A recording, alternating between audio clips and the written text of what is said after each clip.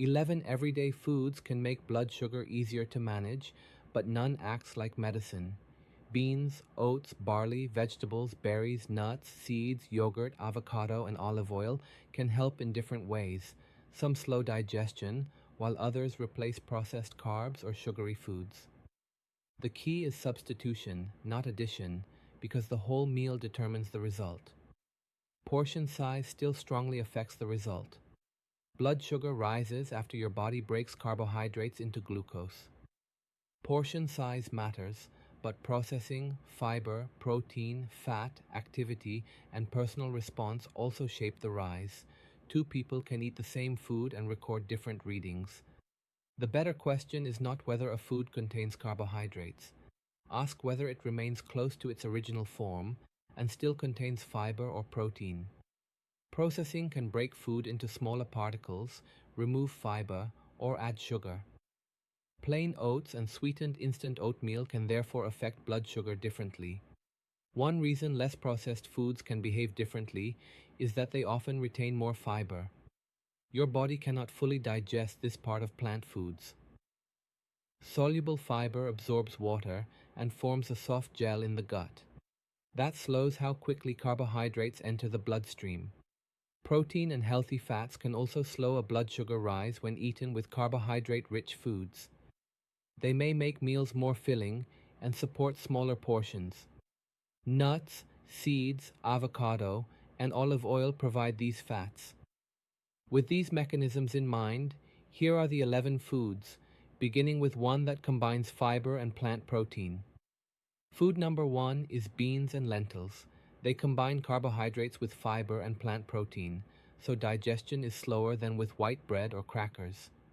Replace part of your rice or pasta with them.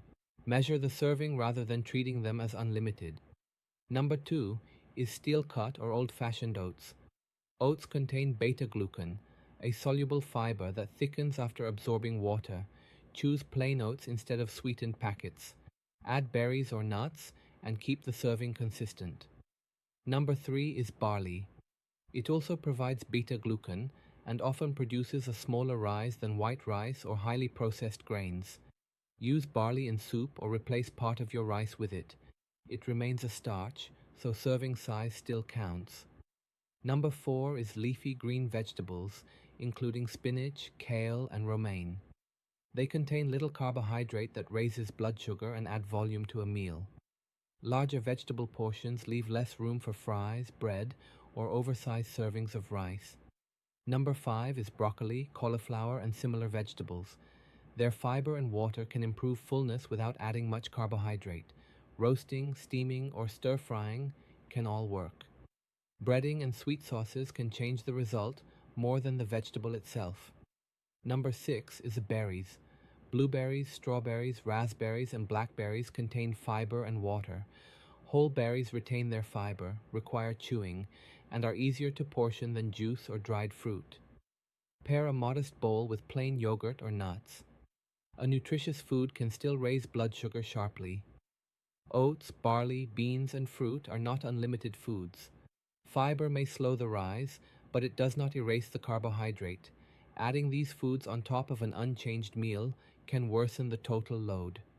With that limit in mind, number 7 is nuts, including almonds, walnuts, pistachios, and peanuts.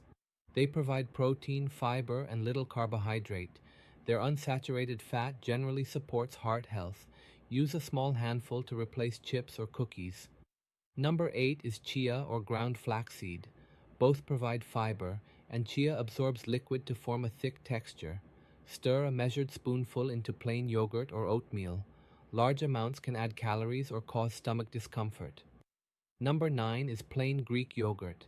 It provides protein with fewer carbohydrates than many sweetened yogurts. Read the label because flavored products may contain substantial added sugar. Choose plain yogurt, then add berries or nuts. Number 10 is avocado. Most of its carbohydrate is fiber. It also provides unsaturated fat, which is generally better for heart health than saturated fat. Avocado can replace butter or creamy sauces. A moderate portion is usually enough. Number 11 is extra virgin olive oil. It does not directly lower blood sugar after a meal. Its value comes from replacing butter or creamy dressings. Measure it over vegetables, beans, or salad because an unmeasured pour adds calories quickly. The 11 foods work best as parts of a meal, not as isolated fixes. Eggs, fish, chicken, and tofu can help by supplying protein. Their main benefit appears when they replace some bread, rice, noodles, or sweets. Use that protein to build the plate. Fill about half the plate with leafy greens, broccoli, cauliflower, or other vegetables with little starch. Use 1/4 for protein. Reserve the final quarter for beans, barley, or another measured high-fiber carbohydrate. This plate works because each part has a job. Vegetables add volume and fiber. Protein improves fullness. The measured carbohydrate provides energy without taking over the meal. Olive oil or avocado can replace butter or heavy dressing. Once the plate is balanced, meal order may offer a smaller extra benefit. Eat vegetables and protein before the starch. Some people see a smaller rise soon afterward. This effect varies and cannot rescue an oversized carbohydrate portion. A repeatable day can be simple. Try plain yogurt with berries and nuts for breakfast. At lunch, combine beans with vegetables and protein. At dinner, replace part of the rice with barley. These meals use the foods as replacements instead of extras. Use 4 tests when choosing a food. It should add fiber or protein, or replace a less useful food. It should fit your calorie needs and remain practical. Then check your response with a glucose meter or a small sensor worn on the body. One reading is not a verdict. Sleep, stress, exercise, illness, hydration, and medicine timing can change the result. Compare similar meals across several days. Look for a repeated improvement instead of chasing one perfect number. Readings help after a meal, while food labels help before it. Check total carbohydrate, fiber, added sugar, and serving size. Words such as natural, multigrain, or keto-friendly do not guarantee a smaller rise. Your usual portion may exceed the printed serving. Frozen vegetables, frozen berries, and canned beans can still fit the plan. Choose products without sugary syrups or heavy sauces. Pre-cut vegetables and no salt added beans can reduce preparation time. Practical foods are easier to use consistently. Convenience helps, but some healthy-looking products are concentrated. Smoothies and dried fruit deliver carbohydrates quickly. Granola and large trail mix servings can add substantial calories. Smaller measured portions usually work better than eating directly from the package. Portion control is not the only safety issue. Kidney disease can change how much protein, potassium, and phosphorus a person can safely consume. Potassium and phosphorus are minerals found in food. Insulin and certain diabetes medicines can cause low blood sugar after a major carbohydrate reduction. Pregnancy, repeated low blood sugar, or unplanned weight loss also require guidance from a doctor or registered dietitian.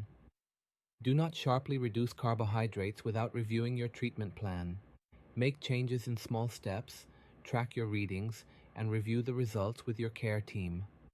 After addressing relevant safety concerns, start with one meal instead of rebuilding your diet overnight. Replace half the white rice with beans or barley.